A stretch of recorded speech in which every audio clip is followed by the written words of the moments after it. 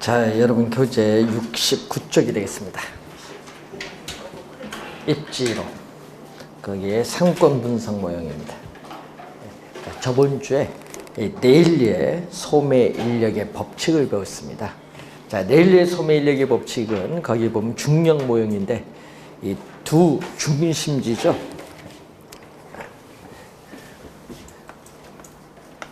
자, 이 네일리의 소매 인력의 법칙은 우리가 두 이렇게 중심지, 예를 들면은 가 있고 또 이렇게 B가 있다. 이렇게 두 중심지 사이에 위치하고 있는 우리가 소비자에 대해서 이 상권이 미치는 영향력의 크기는 두 중심의 크기인 인구에 비례하고 이 상권의 경계인 분기점으로부터 거리 제곱에 반비례한다. 이 지문을 시험에 자주 출제하는데, 그럼 이 레일리의 소매 인력의 법칙, 그 중력 모형을 수정을 합니다. 이 수정을 해서 나온 이론이 바로 컨버스의 분기점 모형 또는 컨버스의 수정된 소매 인력의 법칙이라고 해요. 수정된 소매 인력의 법칙, 컨버스 분기점 모형이라고 하는데, 자, 그러면은 컨버스는 A, B 두 도시의 두 쇼핑센터를 우리가 보는 거죠. 자, A 도시에 A라는 쇼핑센터가 있다. 그리고 B 도시에 B라는 쇼핑센터가 있다. 이런 얘기죠. 그럼 쇼핑센터의 매장 면적은 여기 1000제곱미터고 여기는 9000제곱미터다. 매장 규모, 매장 면적이 주어졌고요. 이때 요 두 쇼핑센터까지 거리가 예를 들어서 12km다. 자, 그러면 상권의 경계는 어디에 있느냐? 자, 여러분 상식적으로 상권의 경계는 어떻게 돼요? 쇼핑센터 매장 규모가 작은 어디? A 쇼핑센터 가까이에 상권의 경계가 결정되겠죠. 이것을 분기점, 상권의 경계인 분기점입니다. 그러면 만약에 이 길이를 X라고 하면 어떻게 돼? 여기 X 킬로미터라고 한다면은 이 길이는 얼마죠? 이 길이는 12 마이너스 얼마? X. 요 12km에서 X를 빼면 되겠죠? 자, 이렇게 주어지면요, 우리가 이 상권의 경계인 이 분기점은 A 쇼핑센터의 구매 영향력, 또 B 쇼핑센터의 구매 영향력이 서로 같은 점이 상권의 경계인 분기점이다. 그래서 두 도시의 두 쇼핑센터에 있어서 구매 영향력이 같은 지점이 상권의 경계에 뭐가 된다? 분기점이 된다. 쉽게 얘기하면 A 쇼핑센터의 구매 영향력, B 쇼핑센터의 구매 영향력이 같다. 자, 그래서 컨버스는 또 네일리의 소매 인력의 법칙을 또 뭐 했다? 응용을 했으니까 이것도 중력 모형인데 뭐에 비례한다? 수정을 했죠. 뭐를 수정했냐 하면 인구를 수정한 겁니다. 인구를 뭘로 수정했다? 쇼핑센터의 매장 규모 또는 매장 면적. 자, 여기 인구에 비례하는 네일리의 소매 인력의 법칙을 뭘로 비례한다? 매장 규모, 매장 면적에 비례한다. 그러니까 인구를 매장 면적으로 수정을 한 겁니다. 그리고 상권의 경계인 우리가 분기점, 이 상권의 경계인 분기점으로부터 이 거리의 제곱에 반비례한다. 이 얘기죠. 그래서 매장 규모, 매장 면적에 비례하고 거리 제곱에는 반비례한다. 네, 뭐를 수정한 거냐면은 이 인구를 매장 면적으로 수정했다. 그래서 수정된 소매 인력의 법칙 또는 분기점 모형이라고 하는 게 컨버스입니다. 뭐 여러분 계산은 뭐 나중에 배우는 거고 우선은 이 수정된 소매 인력의 법칙이다 이렇게 생각하시면 되겠고, 자, 69페이지 밑에 보시면은 허프의 우리 모형이 나오죠. 자, 허프는 확률로 나오죠. 허프는 확률론적인 접근을 합니다. 자, 허프는 이 확률이라는 용어가 나와요. 꼭. 자, 여러분 대도시 안에 다수의 점포가 존재하고 있을 때 특정 점포를 방문해서 경험적으로 물건을 살 확률이 몇 프로냐. 이 경험적으로 물건을 살 확률. 그래서 확률적인 상권 분석 모형을 적용하죠. 자, 이 확률적인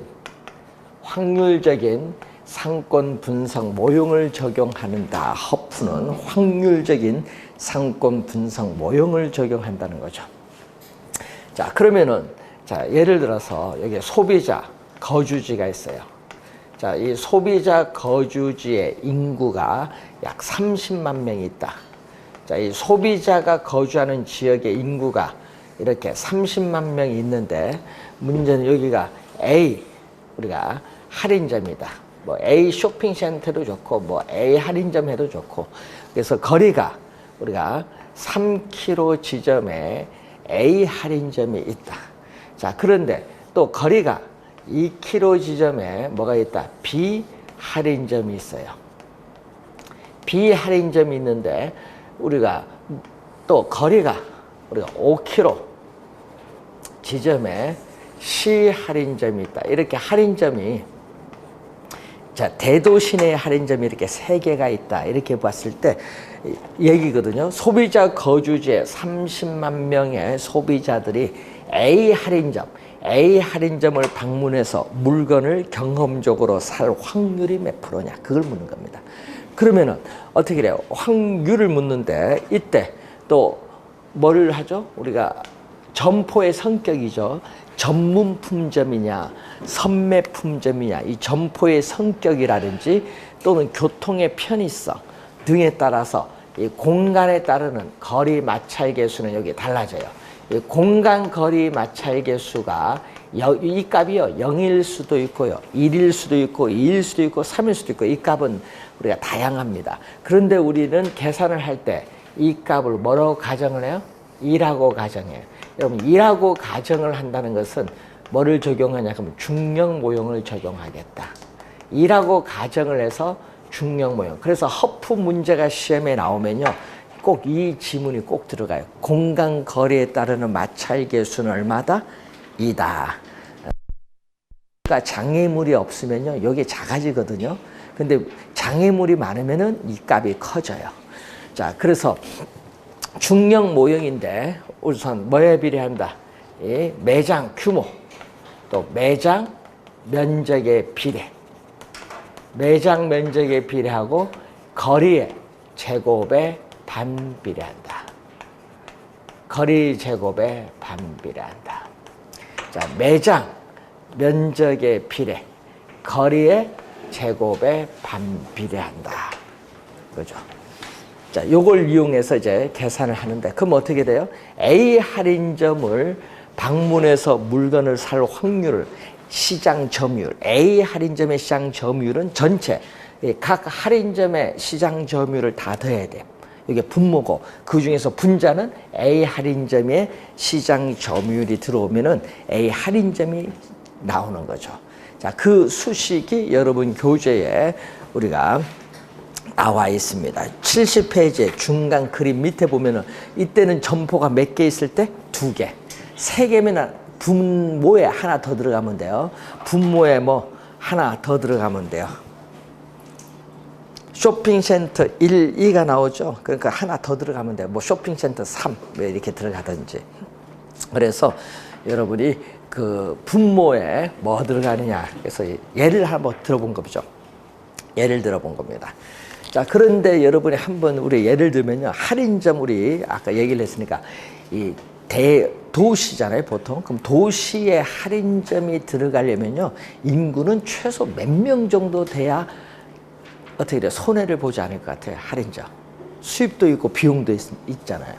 예? 그래서 요즘에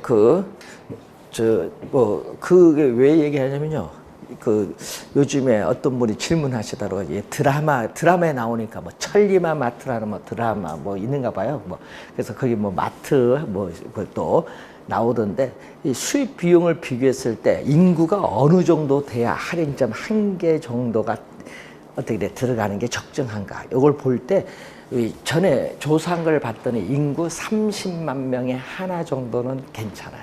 30만 명에.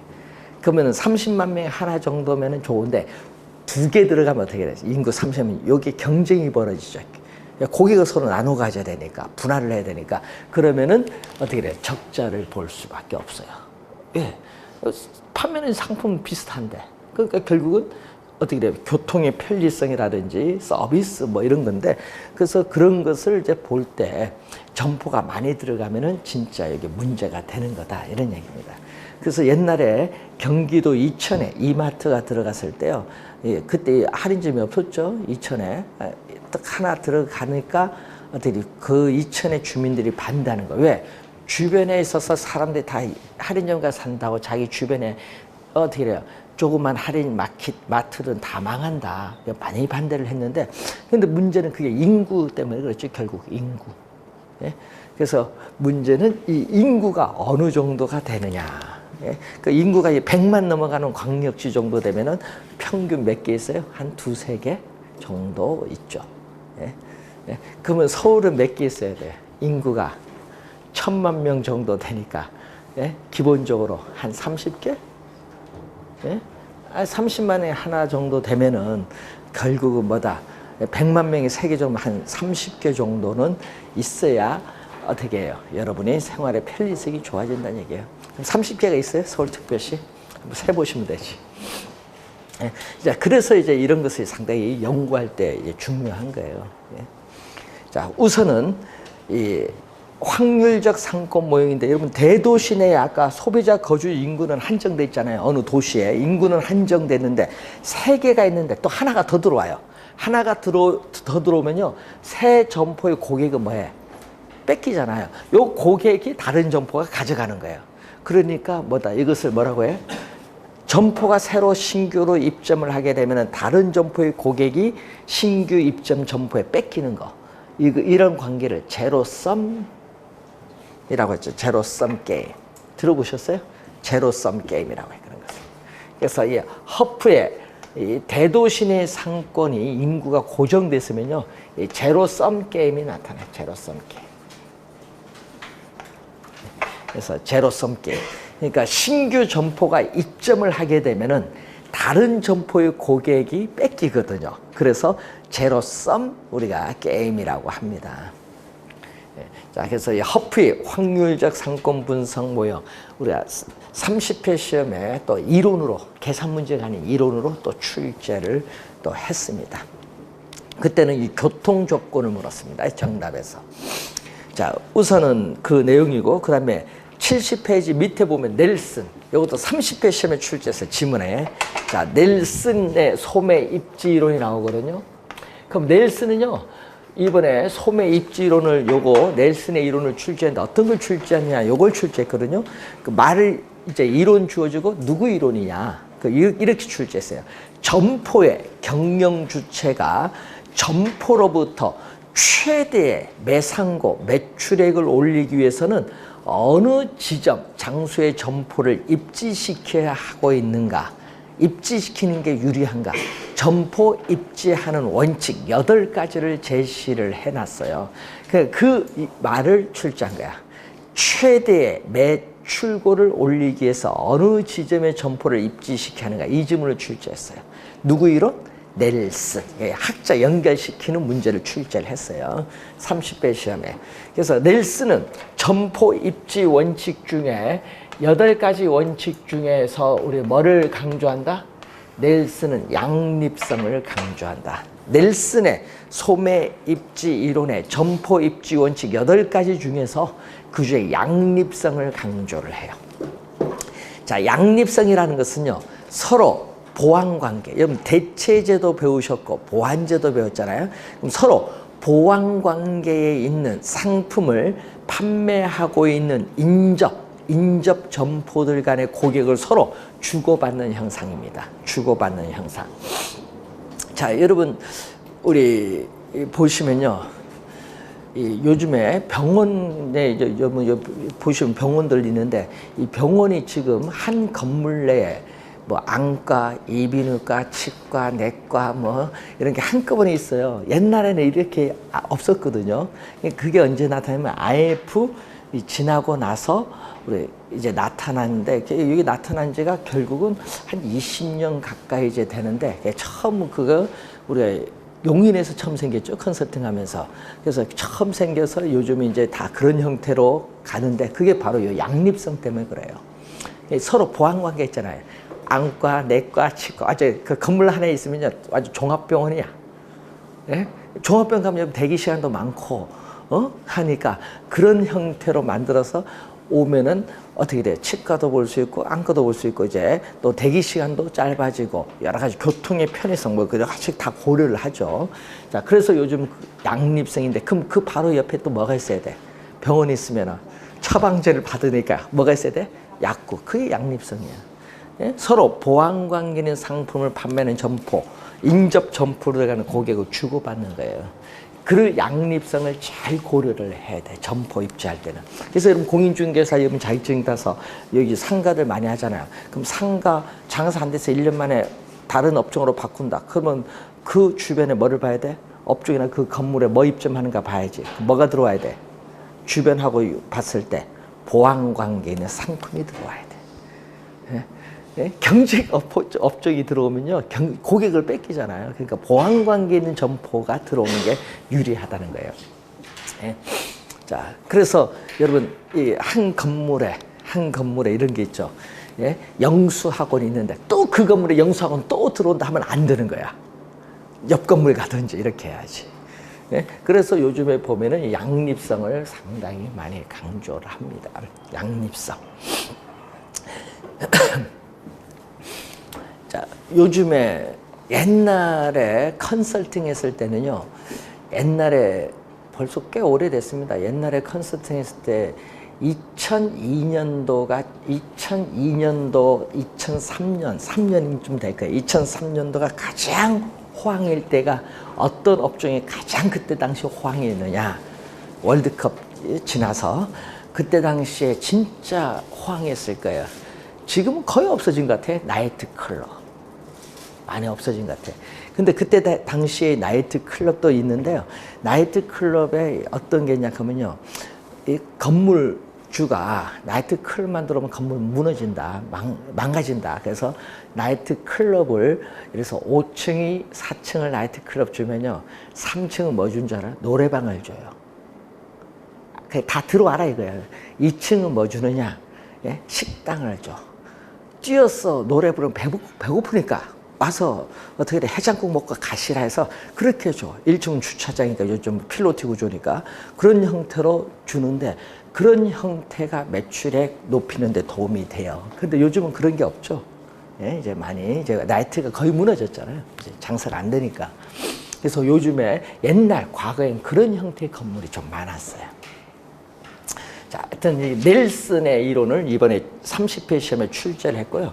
또 30회 시험에 또 출제, 29회도 출제했고요. 30회도 출제한 게 또 크리스탈러, 학자의 견해를 또 출제했어. 크리스탈러의 중심지 이론입니다. 자, 이 이론을 또 출제인데 그럼 학자들의 견해가 계속 나오죠. 그러니까 여러분이요 처음에는요 학자가 막 외국 학자다 보니까 막 헷갈려. 근데 이걸 계속 반복을 하다 보면은 이제 구별이 됩니다. 자, 우선은 중심지란 용어부터 알아야 돼요. 자, 중심지 이론이니까 중심지가 뭐냐? 말 그대로 중심이 있는 곳인데, 그러니까 여러분 눈에 보이는 상품은 재화, 눈에 보이지 않는 상품은 서비스라고 합니다. 그럼 이 재화나 서비스를 생산을 해요. 생산을 해서 고객이 존재하는 지역을 배우지인데 이 배우지에 공급할 수 있는 중심 기능을 가진 장소를 중심지라고 해. 그러니까 상품을 생산해서 고객이 존재하는 지역에 공급할 수 있는 기능 가진 지역이다. 중심지입니다. 중심지 개념. 그러면은 이 크리스탈러는요, 이 대도시 내에 상품 하나, 크리스탈러는 대도시 안에 하나의 상품, 단일 상품을 판매하는 점포에 대한 공간 구조 이론을 전개시키는데 문제는 이 용어가 나오는 거죠. 이 재화의 도달 범위, 재화의 도달 범위와 최소 요구치. 자, 여러분 거기 보면은 교재 재화의 도달 범위와 최소 요구치의 관계를 설명하는 이론이 누구 이론? 크리스탈러 이론. 그럼 재화의 도달 범위, 여러분 거기 그림도 나와 있지만 여기죠. 이게 중심지예요. 자, 아까 중심지 설명했으니까 여기 중심지입니다. 그럼 중심지에서 생산된 재화나 서비스를 이렇게 공급하죠. 누구에게? 고객이 존재하는 지역, 배후지에 이렇게 공급을 해요. 공급을 하는데 이 공급할 수 있는 이게 가장 먼 거리. 자, 요걸 이렇게 딱 하면 이게 상권의 범위야. 그럼 요거 넘어서는 수요가 없으니까 공급할 수 있다 없다? 못하죠. 그럼 여기가 수요가 뭐가 된다? 요 선상이, 이 선상이 바로 수요가 뭐가 돼? 제로. 요 안은 수요가 있는 거고 요거 넘어가면 수요가 없으니까 공급 안 하는 거지. 상식적으로. 됐죠? 그럼 언제까지 공급해요? 사고자 하는 수요가 0이 되는, 수요가 0이 되는 지점까지 공급을 한다는 얘기예요. 그럼 이 지점까지 요 거리, 이 지점까지의 이 거리를 전문용어로 거기에 뭐라고 나와 있죠? 재화의 도달 범위, 레인지. 재화의 도달 범위. 자, 재화의 도달 범위, 레인지. 그러니까 중심지에서 생산된 재화나 서비스가 공급할 수 있는 가장 먼 거리, 수요가 0이 될 때까지, 즉 가장 공급할 수 있는 최대한의 먼 거리를 뭐라고 한다? 재화의 도달 범위. 그런데 문제는 이 중심지에 있는 점포죠. 중심지에 있는 점포들이 망하지 않고 도산하지 않고 살아남는다. 생존하기 위해서는 매출액은 나는 최소 얼마가 돼야 돼. 이 최소한의 우리가 매출액을 가져다주는 고객의 수 또는 수요의 수준을 우리는 뭐라고 한다? 최소 요구치의 범위다. 중심지에 있는 점포들이 중심지의 기능을 유지하기 위한 최소한의 고객 수 또는 어떻게 돼요? 수요의 수준을 뭐라고 한다? 최소 요구치의 범위다. 이 최소 요구치의 범위를 말하는데 문제는 그림이 이렇게 돼. 최소 요구치 범위가 재화의 도달 거리 범위보다 뭐 해야 된다? 작을 때 우리는 중심지는 뭐 한다? 성립을 해. 그럼 이런 경우에 중심지는 성립을 합니다. 자, 중심지의 성립 조건인데 만약에 부동어가 반대로 가면요. 최소 요구치 범위가 더 넓으면요. 중심지가 성립하지 않아요. 왜? 중심인 점포들이 망하니까. 네? 그래서 중심지가 성립되기 위한 조건은 바로 이런 조건을 갖추고 있어야 된다는 거죠. 자, 그 내용이 이제 여러분이 71페이지에 거기에 나와 있는데, 자, 그러면은 여러분이 이 크리스탈르는 대도시 내에 우리는 다수의 경쟁 점포들이 존재하고 있다고 보는 거예요. 그러면 경쟁 점포들이 있다 보니까 어떻게 돼요? 점포들 간의 경쟁에 있어서 상권, 이 중심지 상권의 형태가 어떤 형태일 때 가장 좋은가? 그래서 크리스탈러는요, 이 중심지 상권의 형태가 뭐일 때? 정육각형일 때 가장 이상적이라고 보는 거예요. 정육각형. 정육각형 하면 이런 거죠. 예, 이렇게. 정육각형 이런 거예요. 이런 형태의 정육각형. 그러니까 무슨 얘기냐? 여기 중심지거든요. 그럼 중심지에서 생산된 재화나 서비스가 이렇게 공급이 이렇게 하거든요. 이 공급을 이렇게 했을 때 이 정육각형 이런 형태가 가장 이상적이라고 보는데 문제는 거기에 중심지의 형태를 상권의 형태를 정육각형이 이상적이라고 봐요. 크리스탈러는. 그런데 문제는 이 중심지를 우리는 크게 크리스탈러는 중심성의 상대적 크기에 따라 고차원 중심지, 중차원 중심지, 저차원 중심지로 구분을 해요. 그럼 고차원 중심지 하면요, 여러분 예를 들어서 백화점이나 할인점을 예를 들어 보는데 중심지에 있는 점포의 기능이 먼 지역에까지 영향을 미쳐. 백화점, 할인점 고객이 원거리에서도 찾아오잖아요. 이런 고차원 중심지라고 해. 그럼 저차원 중심지는요, 좀 쉽게 편의점 생각하시면 돼요. 편의점. 자, 편의점은 어떻게 돼? 고객이 원거리에서 옵니까? 아니죠. 동네에 가까운 여기서 오잖아요. 중심지 기능이 가까운 지역에 영향을 미치는 게 저차원 중심지입니다. 그럼 중차원 중심지는 학교에 학군을 생각하면 돼. 일정한 지역의 공간으로 하는 학교 같은 것이 바로 중차원 중심지다. 그러면 여러분 롯데백화점 간격 거리는 어떻게 돼요? 가까울까요, 멀까요? 멀죠. 거기 원거리에서 찾아와야 되니까. 그래서 롯데백화점 간격 멀어요. 즉 그 말은 고차 중심지와 고차 중심지 간의 간격은 멀어요. 자, 편의품점과 우리 어떻게 백화점, 할인점, 매장 규모, 면적은 어디가 크죠? 백화점 크죠. 그러니까 어떻게 돼요? 우리는 규모는 고차 중심지 규모가 더 커요. 그리고 상품 판매하는 것도 다양하죠. 다양한 어떻게 돼요? 우리는 상품을 판매를 해요. 다양한 중심지의 기능을 가지고 있는 것이 고차원 중심지. 그리고 저차원 중심지가 고차원 중심지에 가까이 가면요, 경쟁력이 약화돼서 거의 뭐 대부분 망하거나 도산을 많이 하기 때문에 저차원 중심지는 고차원 중심지에 가까이 갈수록 점점 경쟁력 문제로 수는 점점 줄어들어요. 수는 줄어들어요. 그럼 여기에 저차원 중심지거든요. 저차원 중심지 점포가 이렇게 많아요. 고차 중심지 여기 백화점이다. 많은데 여기 점점 갈수록 여기 중심지 요 저차원 점포 수가 점점 줄어들어요. 근데 그 모양이 꼭 이런 형태, 무슨 모양? 피라밋 형태, 정점을 하는 피라밋 형태일 때요. 그래서 고차원 중심지에 가까이 갈수록 저차원 중심지 수는 점점 분포도가 줄어들면서 이런 무슨 형태? 피라밋 형태를 띠게 되는 뭐 그런 우리가 내용인데, 하여튼 요 포인트는 요거죠. 재화의 도달 범위와 최소 요구치 관계를 설명한 이론이 누구 이론? 크리스탈러 이론. 그래서 중심지 이론이 작년 29회와 30회 시험에 출제를 했습니다. 이론, 개념을 우리가 이해하는지 여부를 또 물었습니다. 자, 그리고 애플범 교수가 나오죠. 자, 애플범 교수의 CST, C는요, 커스터머라고 해요. 커스터머는 고객 또는 소비자라고 해요.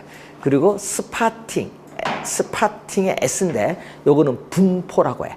그리고 테크니크는 기법. 그 약으로 CST, 소비자 분포 기법이라고 해요. 소비자 분포 기법. CST 약으로도 출제합니다. 자, 그러면은 자, 여러분 현재 영업 중에 있는 시설이 있어요. 예를 들면 이마트가 있습니다. 그럼 이 이마트에 고객이 물건을 사기 위해서 옵니다. 그럼 그 고객이 많은 고객들이 찾아오는데 거기에 샘플링 합니다. 샘플링이라는 것은 표본을 추출한다. 오는 고객을 다 조사하는 것이 아니라 오는 고객 중에 시간대별, 연령별로 샘플링을 뽑아서 표본 추출해서 조사를 해요. 그래서 어떻게 돼요? 고객이 어디서 찾아왔는가부터 어떤 물건을 주로 사는지 분석을 합니다. 그래서 어떻게 돼요? 상권의 범위를 획정하는 모형입니다. 그래서 지리적 상권의 범위를 실무적으로 획정하기 위한 기법이 CST입니다. 그래서 고객의 특성도 파악을 할 수 있고 또 광고라든지 판매 촉진 전략 수립에 기여할 수도 있고 또 경쟁하고 있는 점포들과의 경쟁 정도도 알 수 있고 또 점포를 확장할 경우에는 확장 계획을 유용하게 활용할 수 있는 장점이 있는 게 CST. 실제 많이 실무적으로 활용하고 있다.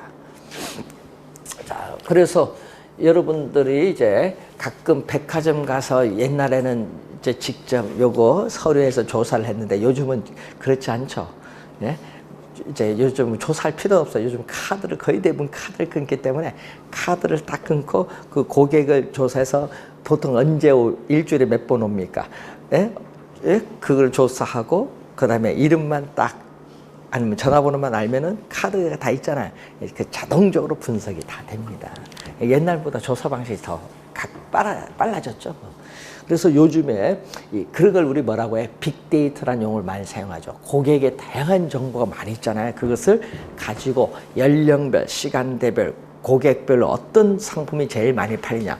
그거 다 분석이 가능해. 그래서 신선도가 높은 상품은 어떻게 또 발주를 해서 들어올 때 며칠 간격이냐 뭐 이런 걸 다 분석을 해줘야 돼. 왜? 너무 많이 있으면 재고가 남으면 나중에 못 쓰잖아요. 그래서 그런 걸 다 빅데이터로 분석을 합니다. CST라는 게 있고 또 공업지로 가면은 자, 최초의 이론이 알프레드 베버입니다. 자, 최초의 이론이 알프레드 베버의 이론이에요. 자, 베버의 최소 비용 이론입니다. 자, 이때 최소가 있거든요. 말 그대로 뭐가 최소? 비용. 그러면은 비용이 최소가 되는 지점, 말 그대로 해석하면은 비용이 최소가 되는 지점에 공업이 입지를 해야 된다고 주장한 학자가 누구? 베버다. 베버의 공업 입지 이론. 베버의 공업 입지 이론을 최소 비용 이론이라고 해요. 자, 그래서 베버는 1909년도거든요. 야, 벌써 오래됐죠? 110년 전 얘기예요. 1909년도에 공업 입지에 관하여라는 저서를 발표합니다. 거기서 뭐라고 주장하느냐? 베버는 독일입니다. 그러면 베버는 공업 입지에 영향을 미치는 주요 요인을 수송비, 그리고 인건비. 인건비는 뭐죠? 노동비용이에요. 인건비는 노동비용 뭐죠? 우리 쉽게 얘기하면 임금. 노동비용 임금. 또 집적. 여러분, 집적이라는 것은요, 집적은 한 장소에 공업이 집중되는 거. 한 장소에 공업이 집중되는 걸 집적이라고 해요. 집적에 따르는 이익을 우리는 세 가지 또는 집적력이라고 해요. 집적력 또는 집적이익이라고 하는데 이 세 가지를 주요 요인으로 봐요. 그 중에서 베버는 1909년 이 당시에는요, 독일에 보면요, 교통수단에 있어서 거의 어떻게 우마차입니다. 네? 독일이 좀 늦게 발전했거든요. 선진국, 영국 이런 데 비해서. 그러다 보니까 어떻게 돼요? 이 수송비. 그래서 독일은 이때 당시에 공업 입지에 영향을 미치는 요인 중 가장 이 세 가지 요인 중에서도 뭐를? 수송비를 가장 중요시 여겨요. 이 세 가지 중에서도 뭐를? 수송비를 가장 중요시 여겨요. 그래서 수송비는 직접 못 구하기 때문에 원료, 공장에 투입되는 원료와 공장에서 생산된 제품이 있어요. 이 원료와 제품의 무게, 또 원료와 제품이 수송되는 거리에 의해서 수송비가 결정된다고 주장을 한 학자가 누구다? 베버의 이론입니다. 그래서 항상 베버는 말 그대로 우리가 비용이 최소가 되는 지점에 공업이 입지해야 된다. 그래서 요거죠. 인건비, 집적이 요것은 변화가 없다. 자, 수송비 이외에 다른 생산 조건들은 변화가 없다. 일정하다. 그러니까 요 수송비 빼고 요것은 변화가 없다고 가정하면은 그러면 수송비가 중요하겠죠. 요건 변화가 없다. 그러면은 수송비가 뭐가 되는 점? 최소가 되는 점. 최소의 수송비. 최소의 수송비가 드는 지점. 자, 최소의 수송비가 드는 지점에 공업이 입지된다. 공업이 입지해야 된다고 주장한 학자가 누구? 베버는 하여튼 수송비죠. 그래서 베버는 원료를 크게 둘로 봅니다. 편재. 자, 베버는 이 편재 원료 또는 국지 원료라고 해요. 국지화 뭐 이런 것도 많이 배웠잖아요. 특정 지역에 국한된다. 그러니까 특정 지역에서만 구할 수 있는 원료다 얘기고, 자, 어느 지역에서든지, 자, 여러분, 어느 지역에서든지 누구든지 쉽게 구할 수 있는 원료를 뭐라고 한다? 보편 원료라고 해요. 자, 그러면은 특정 지역에서만 구할 수 있는 원료는 어떻게 돼요? 수송비의 영향을 받아요. 이거는 수송비의 영향을 받고, 어느 지역에서든지 누구든지 쉽게 구할 수 있는 원료는 수송비의 영향을 받지 않습니다. 영향을 받지 않아요.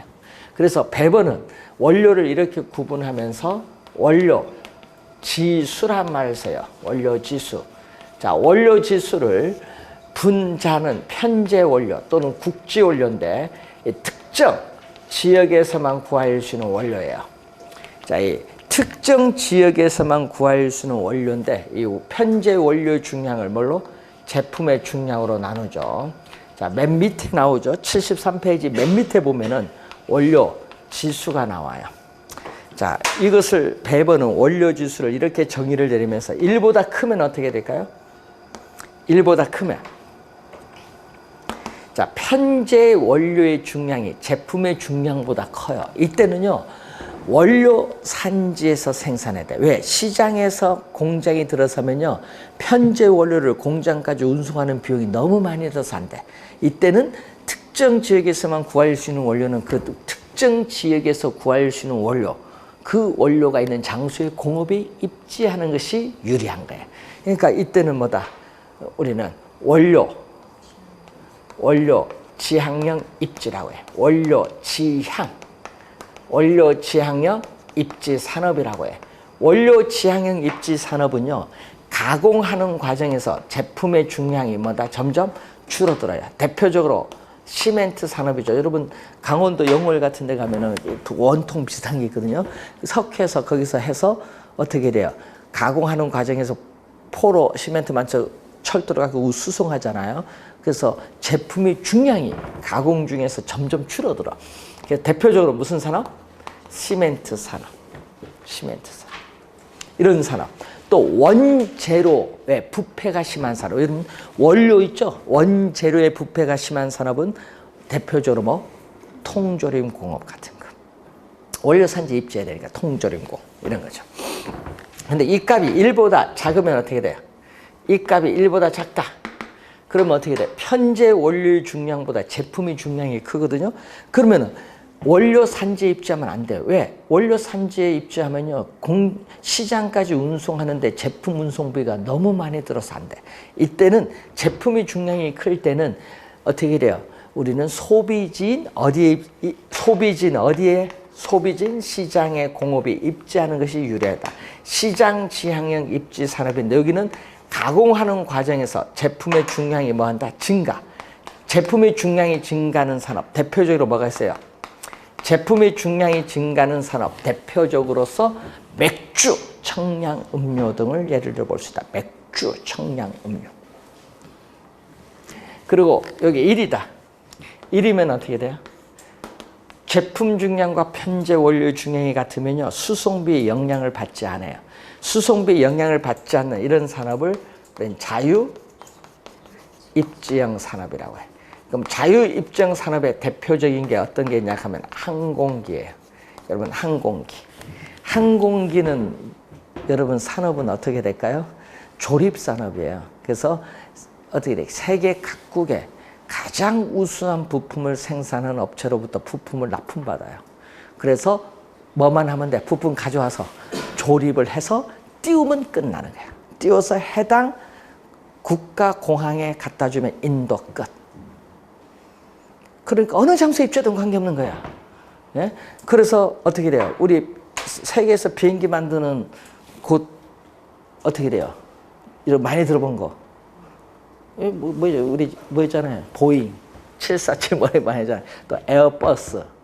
프랑스 에어버스사 양대 산맥이잖아요. 우리가 보면은. 그런데 보잉 같은 경우에는 미국 시애틀에 본사가 있어요. 미국 시애틀에 본사거든요. 그러면 여러분이 미국 지도를 보시면 여기 시애틀이에요. 그럼 이 시애틀의 본사인데 문제는 이 시애틀에 있는 이 시장 되시는 분이 이 보잉 사장님하고 이게 사이가 안 좋아. 그래서 하도 뭐라 하니까 기분 나쁘잖아요. 그래서 우리는 이쪽으로 이사 가겠다. 그냥 공장만 옮겨가면 돼요. 그래야 수송비 영향받지 않고 그리고 이동하는데 아무 제약이 없어. 그래서 우리는 남부의 수도인 애틀란타도 공장 이전하겠다 하니까 날란 거야. 엄청난 어떻게 돼 부가가치를 생산해서 조세도 많이 들어오고 시민들도 엄청나게 일자리 혜택도 보는데 왜 가느냐. 그래서 시장 사표 내라 해서 사표 써야지. 기업 이전하겠다 하는데. 그래서 언제든지 옮겨갈 수 있는 게 항공기 산업이에요. 그냥 뭐만 있으면 돼. 활줄 하나 만들고 뭐해. 평평한 땅에 활줄 하나 만들고 조립 공장만 있으면 돼요. 그래서 이게 뭐냐. 미국은 땅이 넓으니까 여기 가능하겠죠. 쉽게 공장 부지 확보 이런 것도 가능합니다.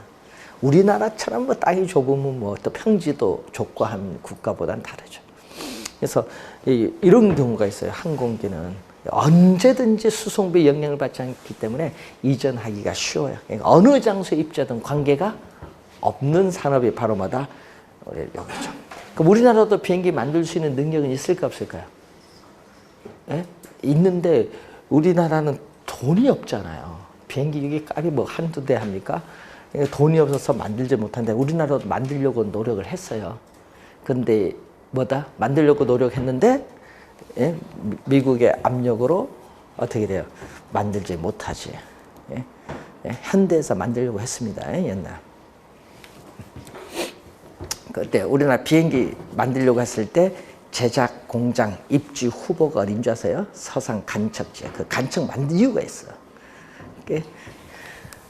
거기 만들려고 했죠. 평평하게 딱 만들어서 딱 바다 입지했죠. 엄청 뭐 예? 했는데 그래서 러시아 항공사하고 계약을 맺었어. 예? 2002년도에 맺었는데 그때 당시 예? 얄타 항공하고 맺죠. 거기는 수직 이착륙 비행기입니다. 예? 세계 특허를 가지고 있습니다. 그래서 우리나라가 만들려고 했는데 또 군사 무기와 관련돼 있다 보니까 미국에 반대를 해서 결국은 만들지 못했어요. 만들 수 있는 능력이 됩니다. 기술이 있어요. 그래서 그때 당시에 러시아하고 많이 우리 또 밀접했었죠. 왜냐하면 IF 지나면서 러시아 차관 제공도 했고, 그래서 그때 기술해서 이제 이전을 했는데 결국은 못했어요. 예, 항공기가 이번에도 보세요. 뭐 만들지 못하니까 우리나라 예, 미국에서 뭐 비행기 이번에 군사 무기 도입하는데 항공기 도입을 하는데도 비싼 돈 주고 뭐 예, 로열티 주고 뭐 기술력 이전 받는 거 이전도 잘 안 해줘요. 그래서 어디에 입주하는 게 좋은가? 대표적인 거 이런 거 하나 보고요. 집적이란 말 아까 썼는데 집적 이런 산업이 있어요. 집적 지향형 산업. 집적하는 게 좋은 게 있거든요. 왜냐? 원료를 공동 구매하고요. 또 정보를 공동 이용하고 또 생산된 제품을 공동 창고에 공동 보관하면서 수송도 가능해요. 공동 수송. 그래서 비용을 대폭 절약시킬 수 있는 경우에 뭐 한다? 집적을 하는 게 유리해요. 그래서 집적 지향형 산업은요. 운송비, 수송비 비중은 적게 들어요. 그리고 우리는 어떻게 돼요? 공동으로 모이는 게 좋죠. 수송비 비중은 적게 드는 그러한 산업에 있어서 집적하는 게 유리하다. 아까처럼 여러 가지 수송비 전략을 많이 가져올 수 있을 경우에는 집적하는 게 높죠. 특히 기술의 연관성이 많이 높은 계열화된 산업인 경우가 집적하는 게 많습니다. 그래서 대표적으로 집적하면요. 우리 벨기에 가면요. 엔트워프라는 도시가 있어요. 벨기에 가면 우리 옛날 국가대표 설기현 선수가 뛰었던 그 팀이 엔트워프입니다. 축구 선수. 엔트워프가 있는데 그 엔트워프가 집적 지향형 산업의 대표적인 산업이 거기 뭐가 있는 줄 아세요? 엔트워프는 두 가지가 유명해요. 하나는 우리 드비어사라고 있는데 남아공이죠. 전 세계 다이아몬드 90%를 차지하죠. 거의 독점이죠. 드비어사가 어떻게 그래요? 우리가 판매하는 거기 경매 장소가 엔트워프하고 우리가 태국 뱅콕입니다. 두 군데. 근데 문제는 드비어사가 할 때 그 엔트워프에서 하나 유명하고요. 또 하나가 화학산업단지 엔트워프가 집적합니다. 전 세계 화학회사 공장들이 엔트워프에 다 있어요. 세계 제1위가 어디죠? 화학? 듀퐁이잖아요. 듀퐁부터 시작해서 전 세계 화학회사가 다 있어요. 엔트워프에. 근데 중요한 거는 우리나라 LG화학은 여기에 못 들어갑니다. 왜냐? 독일부터 쭉 내려오잖아요. 그 유럽에 내려오다 보면 강이잖아요. 강이 쭉 밑으로 해서 이제 해서 내려가는데 한 곳에서 오염되면요. 다 오염돼. 오염물질 배출하면 안 돼요. 그래서 유럽 내륙이기 때문에 요 엔트워프에 들어가는 화학 공장들은 어떻게 돼요? 환경 오염물질을 배출을 안 해야 돼요. 100% 정화를 할 수 있는 기술을 가진 기업만이 들어가. 우리나라 LG화학은 100% 정화가 안 돼. 배출해야 돼. 예? 그렇기 때문에 우리는 바다 건너 스페인이나 어디로 간다? 영국으로 가는 거예요. 그래서 예, 안 돼. 그러니까 우리나라 이게 문제가 되죠. 그럼 우리나라 엔트워프에 그 들어가잖아요. 유럽에 여러 가지 유리하거든요. 그런데 문제는 또 아시아에 또 공장을 해서 이제 중국이나 여러 가지 보기 위해서 아시아에 공장을 좀 만들려고 우리나라에 타진을 했거든요. 듀퐁에서 타진해서 MOU라고 해요. 양해각서. MOU를 체결했어요. 그때 당시에 이 전라북도 도지사가 유중근 지사인데 거기 하고 IMF 직후에 체결을 했습니다. 우리나라 공장을 이제 전라북도에서 제공해 주기로 체결을 했는데 문제는요. 우리나라 여기 기사 쓰는 분도 그렇지만요. 선입견이 너무 가죠. 예, 화학회사니까 우리 LG화학처럼 생각한 거야. 그래서 어떻게 돼?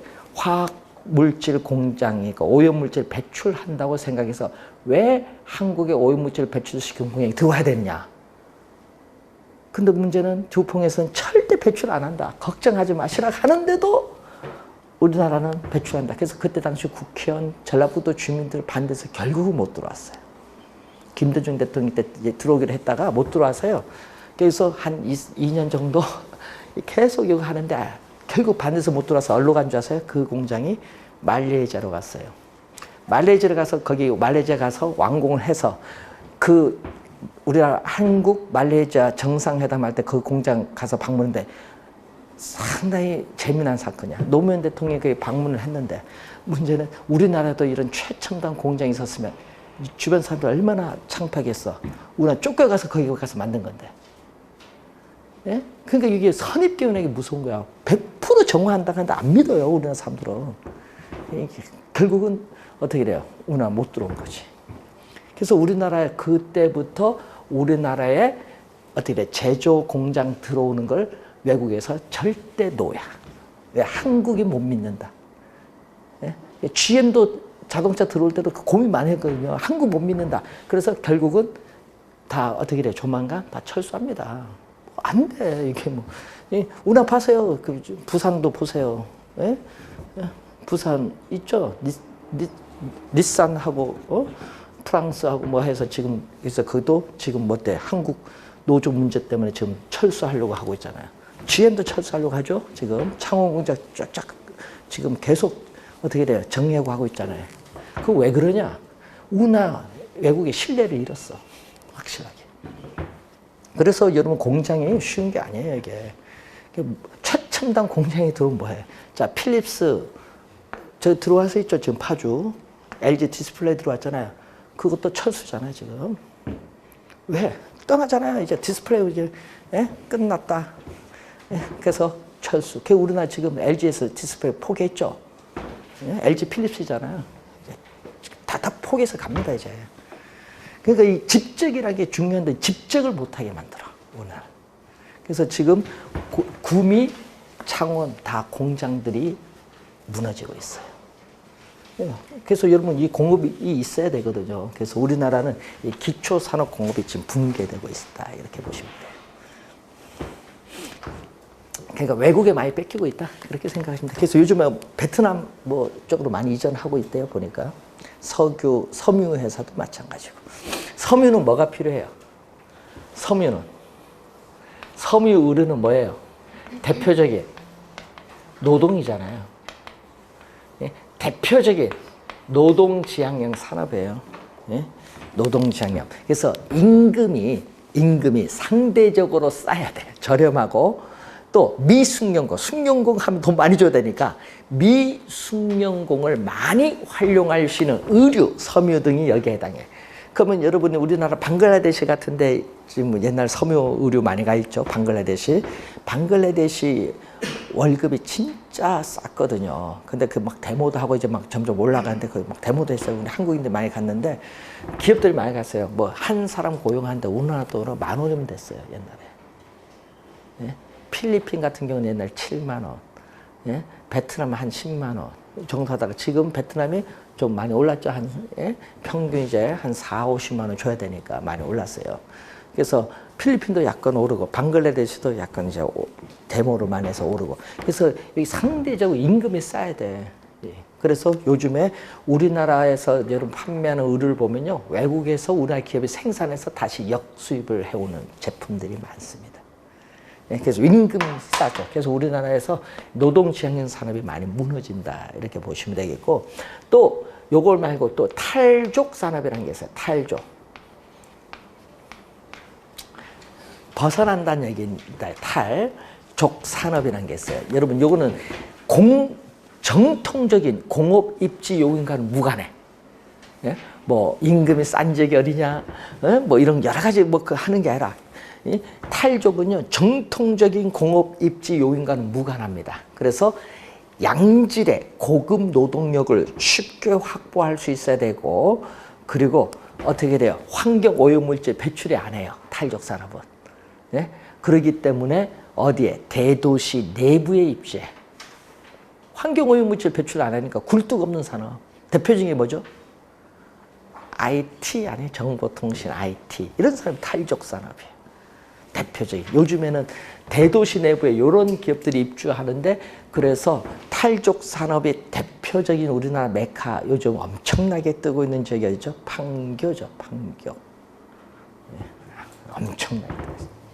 탈족 산업. 그래서 용어가 좀 어렵죠. 탈족.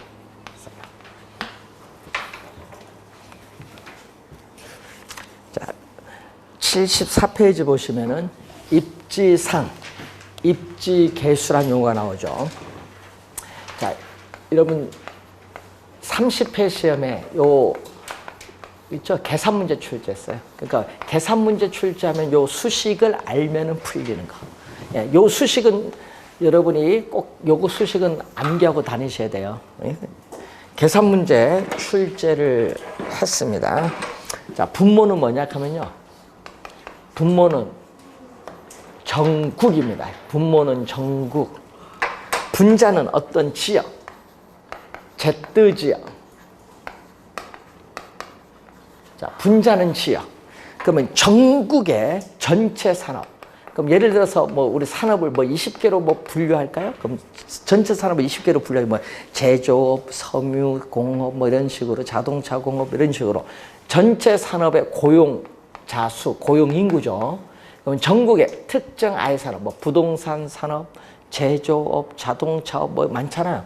그래서 어떤 특정의 아이 산업의 고용자 수가 차지하는 비율에서 Z 지역 전체 산업, Z 지역 전체 산업의 고용자 수에서 Z 지역 I 산업의 고용자 수가 차지하는 비율이죠.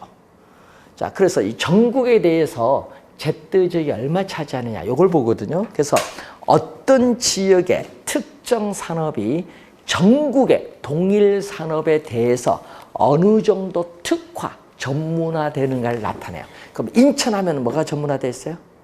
전국 전체 산업에서 인천하면은 전문화된 산업 뭐가 있어요? GM 있잖아요. 자동차 산업. 그리고 또 무슨 산업? 항만 있잖아요. 그러니까 물류 산업 이런 거 딱 나와야 돼요. 예? 그럼 전라남도 광주하면 기아 자동차 있으니까 그건 또 자동차. 전라남도 광주는요 간단해. 기아 자동차가 무너지면요 광주 경제권 70%가 무너져. 예? 인천의 GM이 무너지면 인천 경제권의 50%가 무너져. 예, 주변 관련 산업이 많거든요. 예? 그런 식으로. 예? 그래서 여러분 어느 지역에 어떤 산업이냐 상당히 중요합니다. 그래서 요즘 뜨는 지역이 어디예요?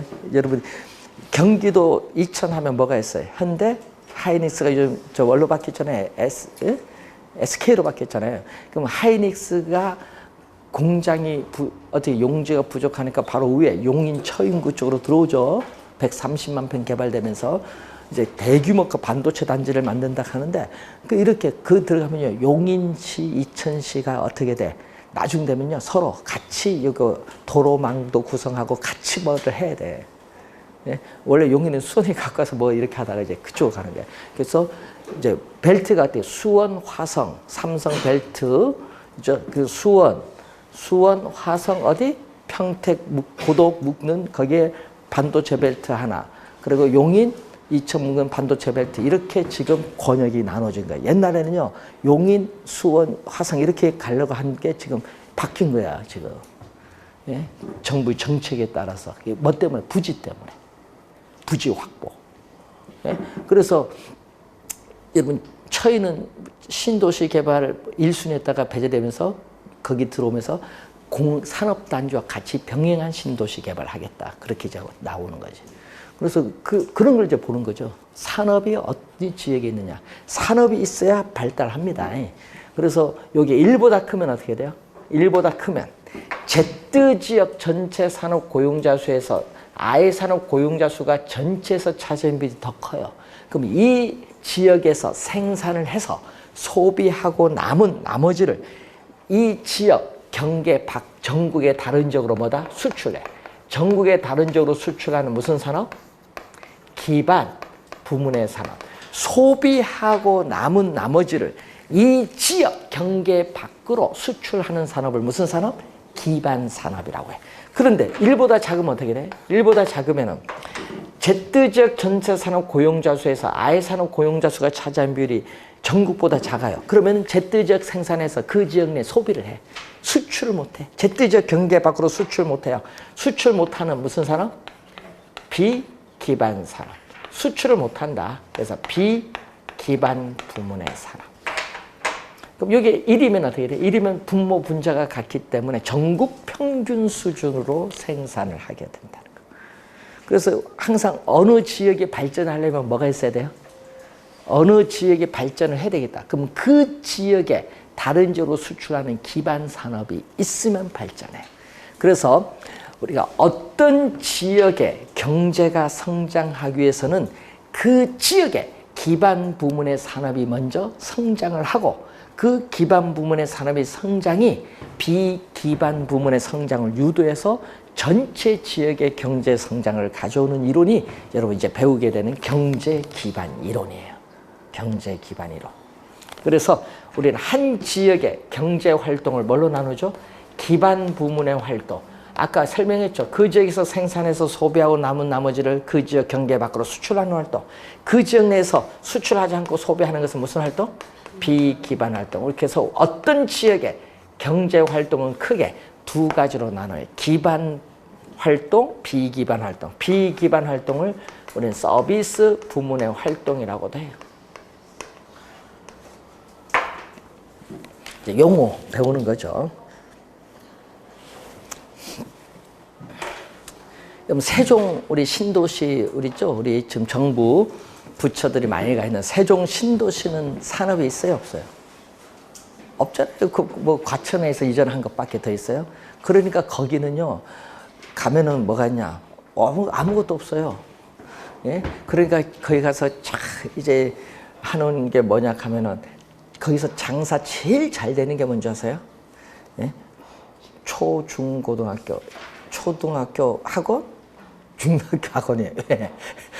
그 공부는 이제 해야 되고 뭐 하니까 우리나라 부모님들이 교육률이 그게 가장 높잖아요, 공무원들이. 그래서 하여튼 그게 가장 잘 되고요. 그다음에 외식 산업은 또 공무원들이 야간에 또 잘 안 드시잖아요. 예? 거기 6시 땡 되면 퇴근해서 서울 오기 바빠.